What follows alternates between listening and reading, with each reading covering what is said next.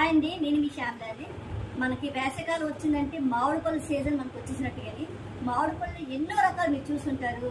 బంగిడిపల్లి, రసాలు, నూజిని, సువర్ణరేఖ, కొబ్బరి మామిడి, ఇలాగ రకరకాల మామిడి పళ్ళు అయితే మనం చూస్తున్నాం. కానీ మీరు ఎప్పుడు చూడాలంటే ఇంచుమించు శ్రీకాకుళం జిల్లాలో ఉన్న వాళ్ళకైతే కొంత ఐడియా అయితే ఉంటుంది. మిగతా వాళ్ళకి మీకు తెలియని మామిడి పళ్ళు అయితే మీకు చూపిస్తాను. చూడండి, చూసారు కదా, ఇవి మామిడి పిందులు కాదండి. చూడడానికి చిన్న పిందులు రాలిపోయినట్టు ఉన్నాయి, కానీ ఇవి పూర్తిగా మగ్గిన మామిడి పళ్ళు. ఇవి కొండ మామిడి పళ్ళు అంటారండి. కొండ ప్రాంతంలో ఉండే చెట్లు కాస్తాయి పళ్ళు. ఇవి పుల్ల పుల్లగా తీగా ఉంటాయి.